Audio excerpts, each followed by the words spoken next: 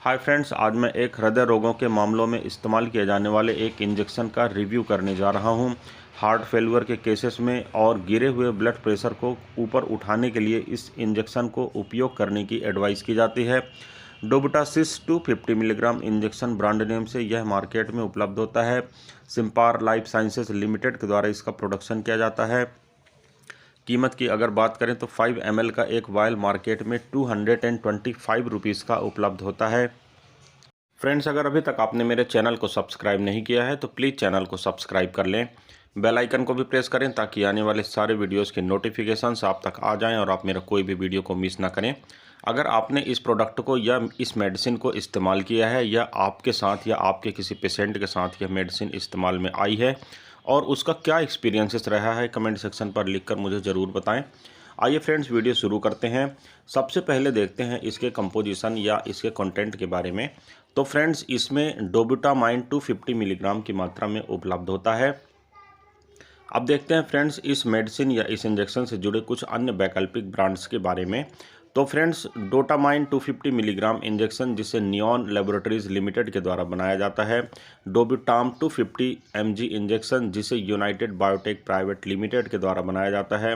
डोबुसेफ 250 mg injection जिसे VHB life sciences द्वारा बनाया जाता है। डोबुरान 250 mg इंजेक्शन जिसे VHB लाइफ साइंसेस लिमिटेड के द्वारा बनाया जाता है। और डोबियर लाइफो 250 mg इंजेक्शन जिसे चंद्रा भगत फार्मा प्राइवेट लिमिटेड के द्वारा बनाया जाता है।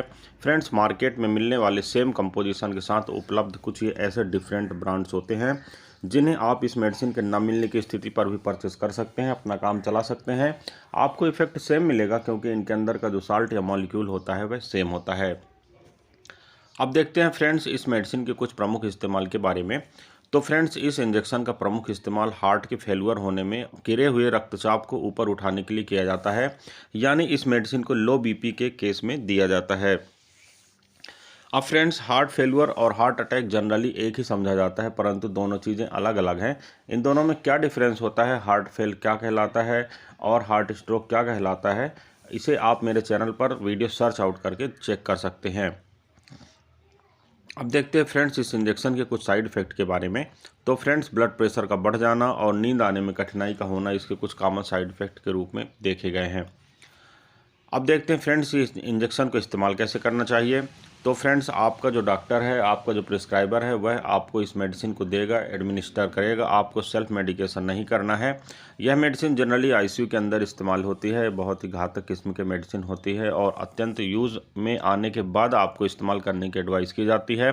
अतः बेहतर होगा कि आप सेल्फ एडमिनिस्टर ना करें। इसे ड्रिप के साथ मिक्स करके दिया जाता है। इसके अलग अलग रेजिमेन होते हैं, इसलिए कार्डियोलॉजिस्ट डॉक्टर को ही रहने दें। आप कार्डियोलॉजिस्ट ना बने या आप विशेषज्ञ ना बने, आप स्वयं चिकित्सा ना करें। डॉक्टर के द्वारा प्रिस्क्राइब करने पर ही आप इस मेडिसिन को इस्तेमाल करें। अब देखते हैं फ्रेंड्स यह मेडिसिन काम किस तरह करता है। तो यह इंजेक्शन एक सिम्पैथोमिमेटिक एगोनिस्ट होता है और जो हार्ट के रिस्पांस होता है उसकी एक्टिविटी जो होती है उसके रिसेप्टर्स की एक्टिविटी को बढ़ाता है, जिस कारण यह मेडिसिन वर्क करती है।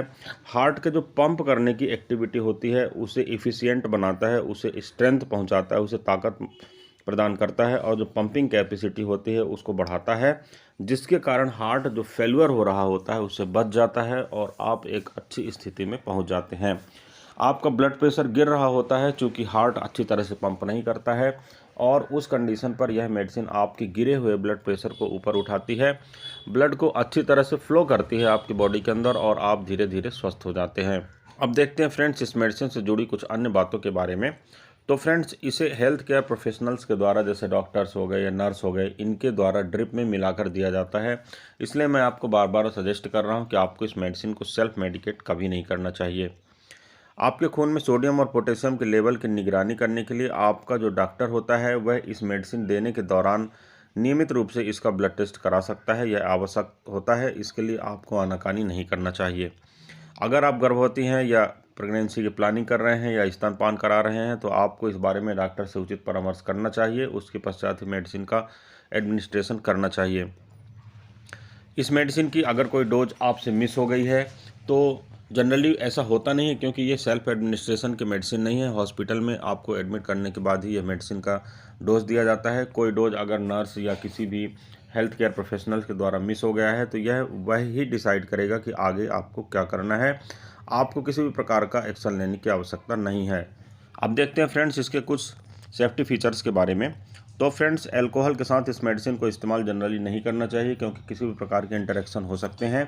अभी तक इसमें कौन से इंटरेक्शन होते हैं इसकी विशेष जानकारी उपलब्ध नहीं है। गर्भावस्था और स्तनपान के बातें मैंने आपको पहले ही बता चुका हूँ। अब मैं ड्राइविंग मोड की बात करता हूँ कि अगर आप इस मेडिसिन को लेते हैं और बेहतर महसूस करते हैं, ठीक होते हैं, तो भी आपको सेल्फ ड्राइविंग करके वाहन नहीं चलाना चाहिए, क्योंकि यह किसी प्रकार के कॉम्प्लिकेशंस को पैदा कर सकता है। किडनी और लीवर रोग से जुड़ी किसी समस्या का सामना अगर आप कर रहे हैं तो आप अपने डॉक्टर से उचित परामर्श करें, इसके पश्चात ही मेडिसिन का सेवन करें। तो फ्रेंड्स, ये था एक छोटा सा रिव्यू मेडिसिन के ऊपर। मेरे द्वारा दिया गया सारा विवरण केवल आपकी जानकारी के लिए है। किसी भी दवा का सेवन करने से पहले आपको अपने डॉक्टर से उचित परामर्श करना चाहिए, इसके पश्चात ही मेडिसिन का सेवन करना चाहिए। सिर्फ वीडियो के आधार पर मेडिसिन का सेवन करना हानिकारक हो सकता है, आपको इन सारी चीज़ों से बचना चाहिए। इस वीडियो में फ्रेंड्स बस इतना ही है। किसी अन्य अच्छे इंटरेस्टिंग टॉपिक के साथ आपसे फिर मुलाकात करता हूँ। तब तक के लिए गुड बाय। आपका दिन शुभ हो। जय हिंद।